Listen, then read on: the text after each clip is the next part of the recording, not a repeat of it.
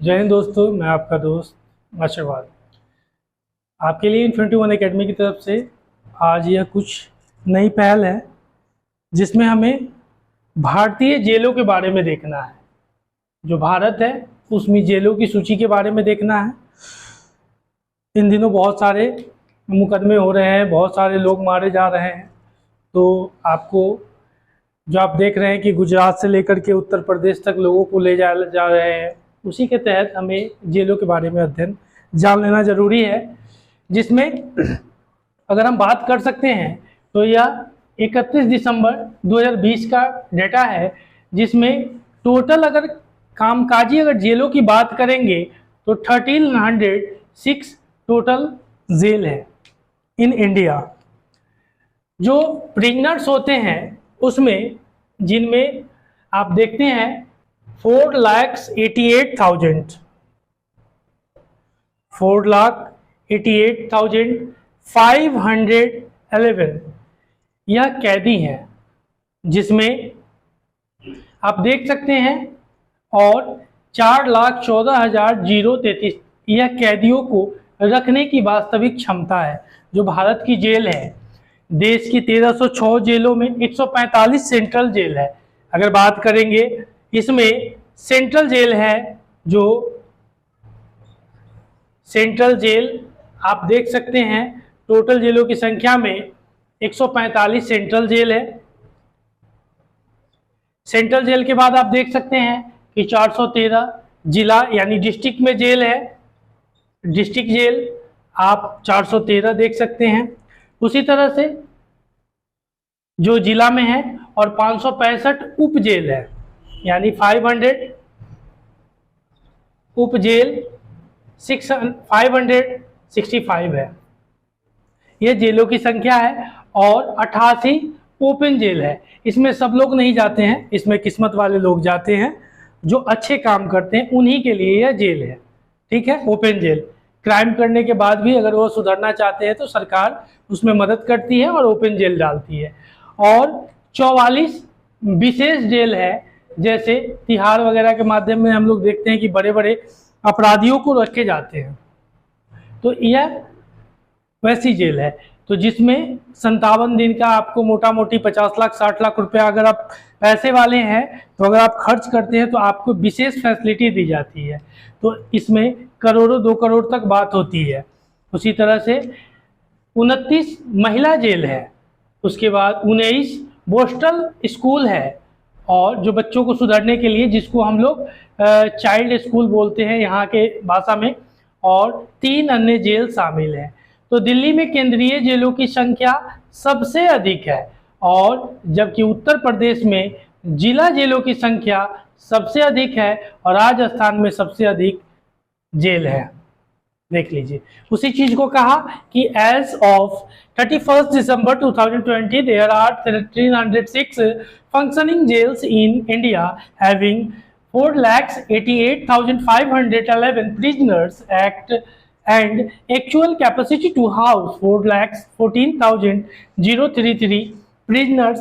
The 1,306 prisoners in the country jail जो आप देख रहे हैं consist of the 145 central jails and 413 district jails, 565 sub jails and 88 open jails, 44 special jails and 29 women's jails. आगे देखिएगा 19 borstal schools and 3 others jails. Delhi has the highest number of central jail, यानी central जेलों की संख्या सबसे अधिक दिल्ली में है। और while Uttar Pradesh has the highest number of district jails and Rajasthan has the highest total number of jail, यह आपको देखने को मिलता है। उसी के तहत भारतीय जो जेल होते हैं, उस जेल की रख रखाव, कैदियों के कुछ नियम पहलू, इन सब के ऊपर राज्य सरकार के निर्णय होते हैं। मैनेजमेंट का भी काम राज्य सरकार करता है, जिसको प्रबंधन बोलते हैं, और एडमिनिस्ट्रेटिव, जिसको प्रशासन चलाना। जो जेलर होते हैं, हम अंग्रेजों के ज़माने के जेलर जो दिखते थे वह राज्य सरकार के अधीन ही होते हैं, लेकिन पहले अंग्रेज के ज़माने के जेलर हुआ करते थे, इसलिए कहते थे। और इसमें प्रजेंट मैनुअल सेट करने का भी जो स्टेट गवर्नमेंट के ही अथॉरिटी में आती है और इनमें हम कह सकते हैं कि राज्य सरकार की मदद केंद्र सरकार द्वारा की जाती है और कानून में बदलाव कर सकता है आगे, जिसमें राज्य की क्या क्या मैनुअल में क्या क्या देखते हैं कि राज्य सरकार सुरक्षा, रिनोवेशन, मेडिकल, जैसे मान के चलिए कि जो जेल है उसके अंदर कंपाउंड में उसकी सुरक्षा से संबंधित राज्य सरकार, रिनोवेशन मतलब तोड़ फोड़ मरम्मत वगैरह की बात होती है यह राज्य सरकार के अधीन, मेडिकल फैसिलिटी वगैरह की भी बात होती है राज्य सरकार के अधीन। उसी तरह से आप देखते हैं कि जो फैसिलिटी वगैरह होती है वे राज्य सरकार, पोस्टल यानी जुवेनाइल स्कूल जो बच्चों के लिए, जो बच्चे 18 से कम उम्र में अगर किसी का कुछ बुरा कर देते हैं उनके लिए जेल बनाई जाती है। और डेवलपमेंट प्लस वो में जैसे जो महिलाएं हैं, महिलाएं, प्रिजनर का मतलब कैदी होता है, याद रखिएगा, प्रिजनर्स को कैदी बोलते हैं। तो यह प्रिजनर्स के लिए जो महिलाएं हैं उनके फैसिलिटी पर भी ध्यान देता है। अब हम बात कर सकते हैं कि इन सब के लिए सभी सुप्रीम कोर्ट के कुछ गाइडलाइन होते हैं, इन सभी जेलों को नियम अनुसार मानने पड़ते हैं, जिसमें हम देख सकते हैं जैसे the person should not forget its humanity within the confines of prisoners, every prisoners has his human right. मतलब जेल में जितने भी कैदी होती हैं या जो भी होते हैं कैद लोग, उनकी अपनी मानव अधिकार भी होती है और मानव अधिकार को भी ध्यान में रख करके इनको देखा जाता है। It has a person has a punished by the law, then he या सी, दोनों जेंडर हो सकते हैं, should not be suffer moral. ठीक है, तो यह संख्या हुई। और कुछ है इसमें, जैसे हम इसमें देख सकते हैं कि जो जेल है, भारतीय संविधान जो इंडियन कॉन्स्टिट्यूशन है उसमें शेड्यूल 7 में इसकी बात की गई है जेल की, जो कि कारागृह के तौर पर देखा जाता है। और कुछ डेटा वगैरह भी अगर आप पहले की अगर बात कर सकते हैं तो कुछ डेटा वगैरह एनसीआरबी की है, उसके अकॉर्डिंग अगर हम चर्चा कर सकते हैं तो यह जो जेल है आप समझते हैं कि इतना आसान है, यह इतना आसान नहीं है और इसमें यातना भी दी जाती है, सब तरह के इसमें किए जाते हैं।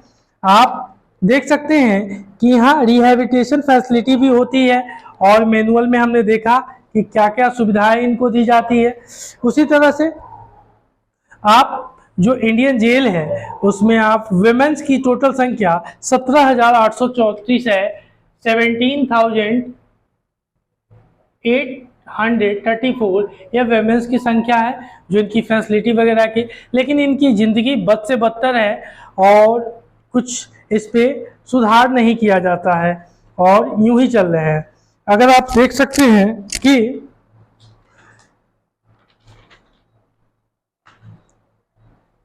उसके बाद हम देखते हैं कि जो मैनुअल वगैरह कैदी में, यानी कहा जाता है कि यह जब मानव है तो मानव होने के नाते इनको मानवता के तहत देखा जाना चाहिए। मतलब इसमें कहा जाता है जो लोग हैं, एक डाटा एनसीआरबी का एक डाटा है, एनसीआरबी का डाटा है जिसके तहत इसको होता है national crime records bureau, national crime records bureau, ठीक है, एनसीआरबी।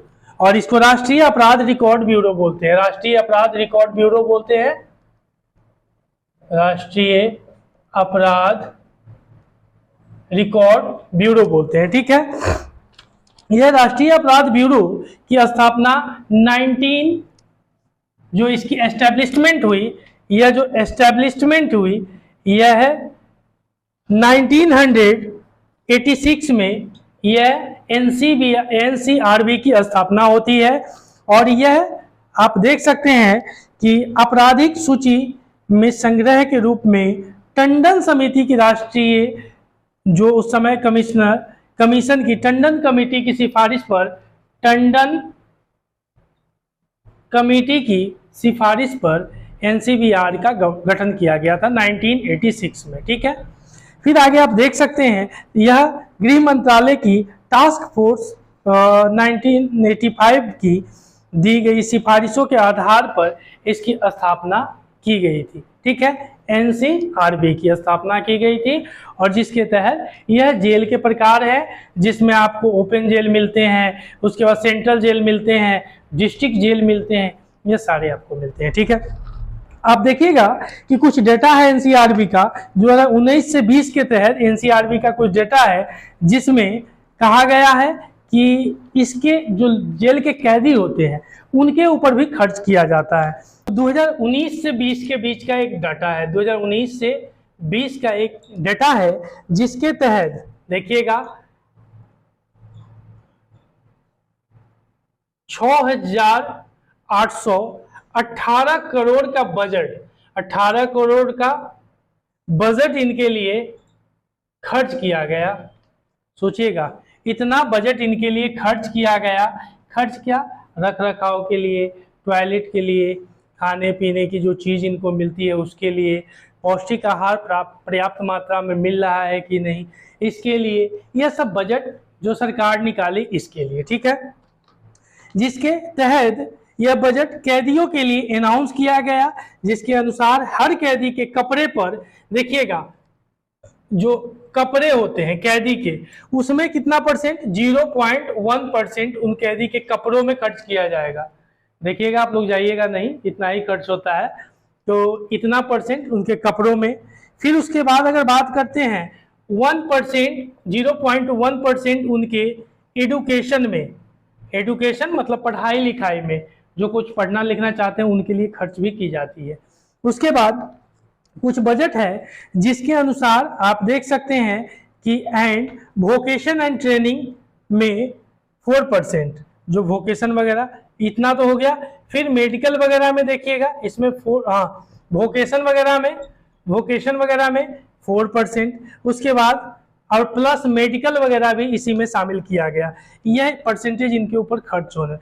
तो कुल मिलाकर के 119 रुपये में कैदी जो कैद होते हैं, फिर भी स्टेट ऑन एवरेज अगर बात करें यानी इस एवरेज के अकॉर्डिंग तो 119 रुपया जो कैदी होते हैं उनके ऊपर ऑन एन एवरेज खर्च करने हैं। लेकिन राज्य सरकार के पास जाने के बाद जो डेटा आता है, इस अकॉर्डिंग अगर डेटा आता है तो वह ऑन एन एवरेज 50 रुपया ही खर्च करते हैं, ऑन एन एवरेज 50 रुपया ही खर्च करते हैं। तो आगे देखिएगा फिर जिसमें 3 वक्त का खाना, इसमें 3 वक्त का खाना जो कैदी है उनके खाने में 50 रुपया का। लेकिन और भी यह स्थिति और भी बदतर है जिसको मैं बता रहा हूं, जिसमें आप देखिएगा कि जो दिन का 37.49 या और भी कम है जो महाराष्ट्र में खर्च किए जाते हैं। और महाराष्ट्र का ये ऑन एन एवरेज सब जगह का निकाल रहा है, लेकिन महाराष्ट्र में और भी कम खर्च किए जाते हैं एक कैदी के ऊपर। मोटा मोटी 37-37.5 रुपये महाराष्ट्र में खर्च किए जाते हैं कैदी के ऊपर। लोग को लगता है हम ये कर लेंगे, मार देंगे, वो कर देंगे, जेल चले जाएंगे। लेकिन जेल जाएंगे तो देखिए क्या खर्च कर रहा है सरकार। एक दिन में आप 100 रुपये का मोमोज खा जाते हैं और यहाँ क्या कर रहा है ससुरी के, एक दिन में 37 रुपया आप पर खर्च किया जा रहा है।